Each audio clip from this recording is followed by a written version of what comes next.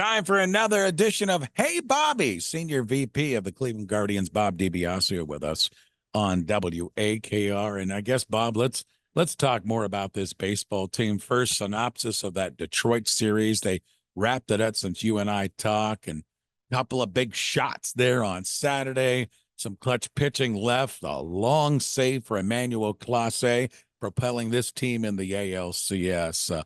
This team certainly is resilient. It sure is, Ray. I just saw a tweet, and you have to take the qualifier with this one. Amongst active major league ballparks, I think Progressive Field now has the fourth most postseason action in baseball. So, for example, the new Yankee Stadium's not in there, that kind of thing. But of the obviously the Dodgers facility, one of the oldest. We had more postseason games played at Progressive Field than Wrigley Field. It was an interesting one, and that clincher against the Tigers could go down as one of the greatest games in our franchise history. That Lane Thomas grand slam, just the way the majestic flight of the ball, the moment he hit it, you thought it might go, but he hit it so darn high that where I was sitting behind home plate, I looked at the two outfielders, and they both seemed like they were getting in position with their backs against the wall to catch it to be a sac fly. And then the guy caught it, who was sitting in the front row of the bleachers, right behind the railing. He had a glove on, and when he caught it, so there was that hesitation where everybody in the ballpark rose to their feet, started to cheer, and then they were like, oh no, is it too high? And like in the movie Major League, too high, I don't know if you remember that part, but Oh, yeah. buddy.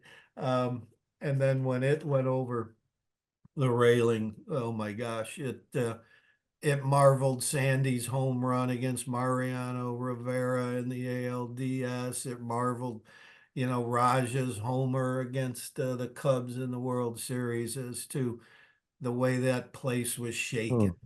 You mentioned Major League. It was reminiscent of when Clase came out of the center field bullpen out there.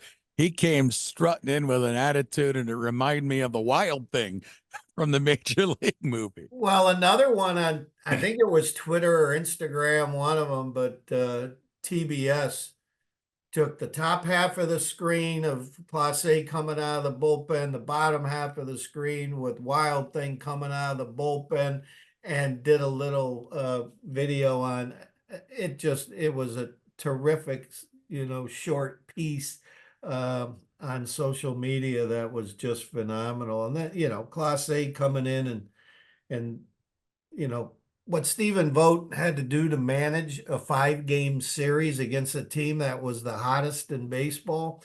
And they thought, boy, we've got Scooble going twice. There's 2 wins.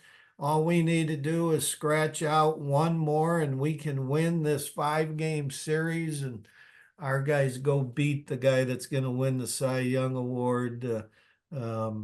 What a remarkable 5-game set. And then we have to face the Yankees, which we've done more than any other team. We've faced the Yankees in the history of our franchise in the postseason more than we faced any other ball club. I think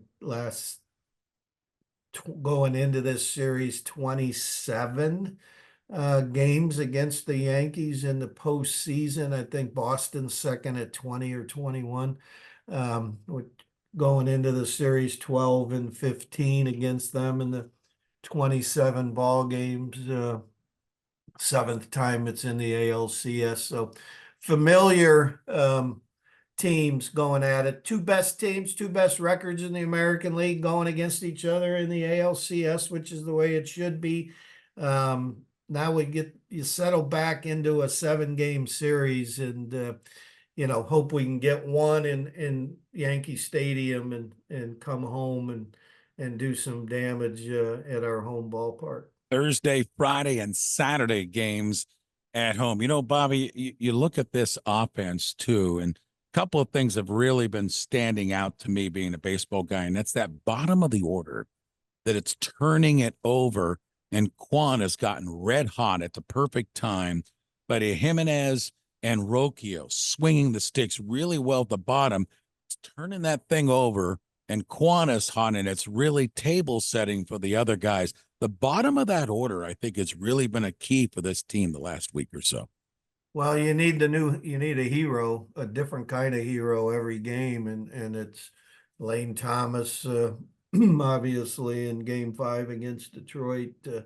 Um, what Rocchio's been doing, um, just maturing right in front of our eyes, gaining that confidence. And our organization has believed in this young man. You know, everybody, we forget that Gabriel Arias was our starting shortstop because there was this battle trying to figure out which one of those young players was going to settle in and be the shortstop for this baseball team. And you know, when you have that sort of thing, part of the player development group, you know, loves one player, another part loves another player, and that's where the discussions happen in those meeting rooms amongst all the scouts and coaches and everybody involved in baseball operations. And, you know, the belief that Brian Rocchio can be an impact player, both offensively and for sure defensively, as I think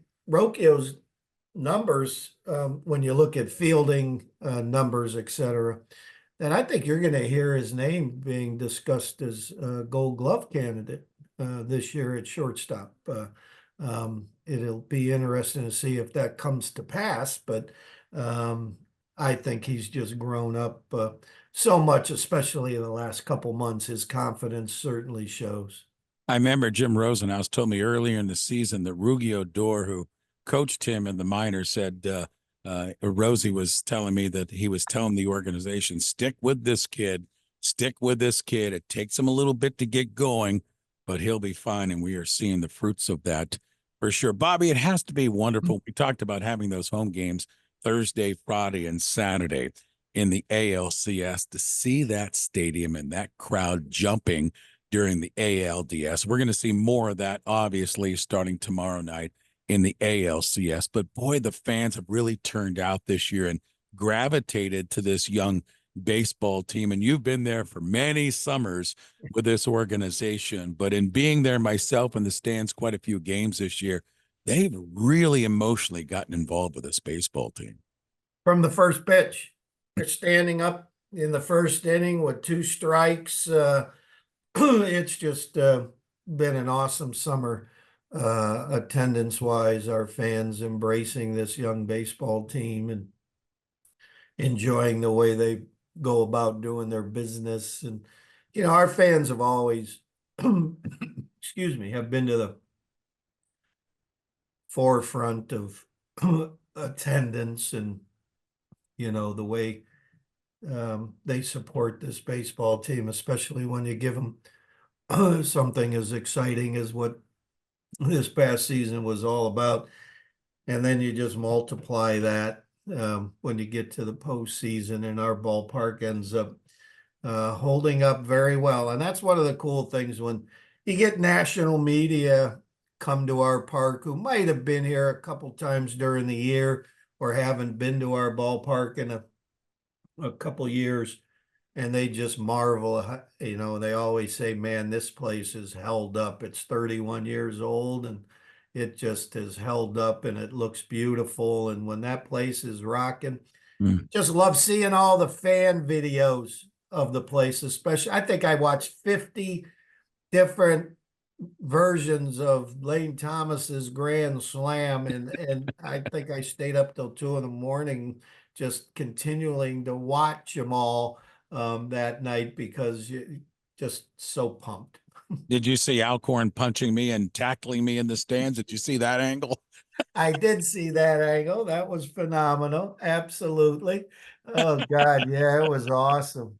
It was a great time. We got more to go. Bobby, thanks for taking time. I know it's a busy week for you guys.